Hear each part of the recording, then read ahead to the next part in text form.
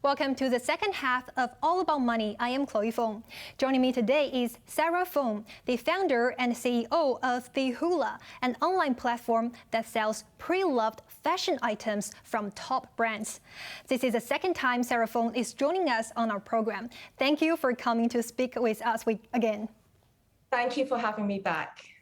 And Sarah, now let's also talk about the sustainable fashion industry in Hong Kong. It has been 6 years since you launched your brand, the HULA. And I wonder, how has the industry developed in the past years? Yes, I mean, I must admit it was a very difficult and slow start for HULA in the early years. We managed to collect products, but it seemed so much harder to sell it. And Hong Kong was indeed a difficult market to break. We were also selling online only and realized that many shoppers actually wanted to come over to see the products prior to buying them so that they could trust what they were buying. This happened more and more. So eventually we opened up our first pre-owned designer warehouse in Hong Kong. And this is when we were really put on the map. Pre-COVID, we actually did a lot of events and panel discussions at the warehouse space, bringing the whole community together. And luckily, along with our efforts and that the times have shifted, sustainability and the pre-owned market is now more widely accepted. So much so that they say that the second-hand market is projected to double over the next 5 years, growing 11 times faster than the broader retail clothing sector. And it's also set to be twice the size of fast fashion by 2030, which is amazing. Right, and also tell us more about how the growth of this industry can actually benefit our environment. Well, first of all, price has got to be the winning factor for most people. It's a no-brainer when you can buy something with really good quality and at a fraction of the price. For those who are concerned with shopping pre-owned because of its quality, we have so many shoppers coming into our central store that don't even realize that the items are pre-owned because of the quality of the items are so good. I think shopping pre-owned is also more fun. You come across unique pieces, collections that no longer are available, vintage and past designers. And I think people don't really want to shop a full head-to-toe look off the runway anymore and look like everybody else. Shopping pre-owned can definitely elevate your personal style. And from a sustainability standpoint, when consumers actually know that, say, 10% of greenhouse gases and 20% of water waste is produced by the fashion industry, that a pair of denim jeans take 10,000 gallons of water to produce and as much greenhouse gases as driving a car more than 80 miles. These are really compelling facts and the data that most consumers are not aware of. So by simply extending the average life of clothes by just 3 months of active wear per item, this would lead to a 5 to 10% reduction in each of the carbon, water, and waste footprints.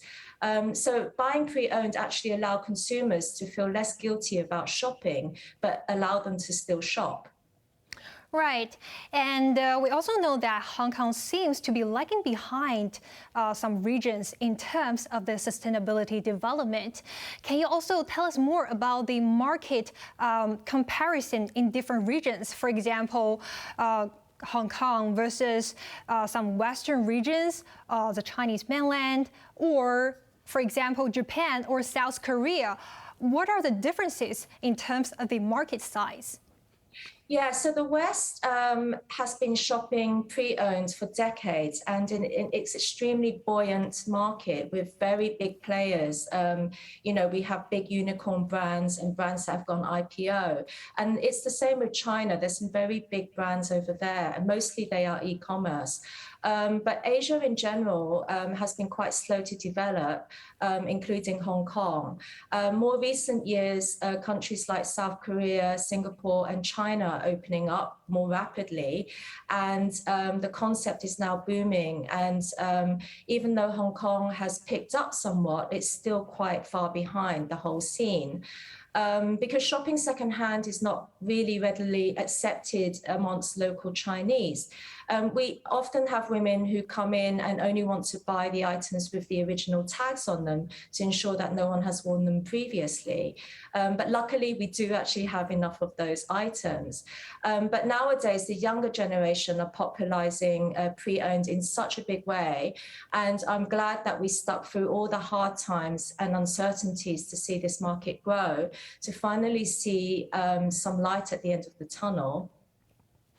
Right, as you just mentioned, one reason that might cause, Hong Kong lagging behind some regions might be because of our culture, because sometimes people are seeing like purchasing the second-hand items to be kind of negatively as well. So I wonder, did you see a very significant change in terms of people's attitude toward this industry? How has people's attitudes changed over the years? Yeah, for certain, it's been quite a rapid change over the last few years. Superstition has partly held this market back from developing. I think we have definitely seen people change their minds about this. It used to be something that people felt they should be ashamed of buying secondhand clothing, probably because of superstition, and also because previously people gave away clothes from people who had passed away. So the stigma was, was not kind of seen in a good light.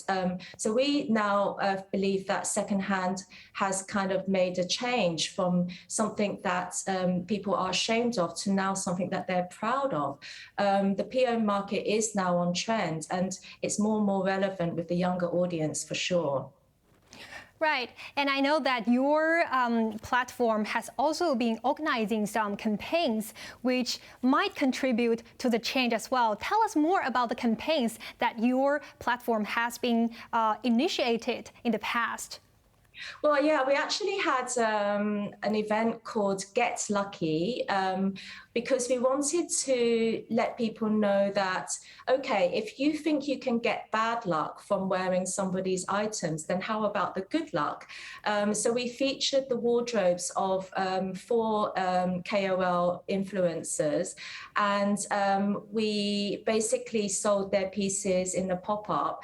And yeah, we wanted people to feel that buying pre-owned could also be lucky, because if you manage to find the item that fits you and is a fraction of the price that you would have bought it in a retail store, or maybe it doesn't even exist anymore, then you certainly do feel lucky for having those items. Sometimes when we're at the shop and it's busy, some shoppers are holding on to the item that they want so tightly so that nobody else can have it, because of course we've only got one of every piece. So, our items are scarce and they're also unique, and that's the thing that makes it special. Right. Actually, the quality can be very, long-lasting as well. So we can make better use of the clothes we purchase. And another concern with buying second-hand luxury goods is the concern related with authenticity. And your platform has been using an AI technology to verify the authenticity of your consignments. I wonder, have there been any recent developments in this technology that help your business platform perform better authentication? Yes, it's true that, and it's unfortunate that fake goods have been such a barrier which has held the East back with the pre-owned market.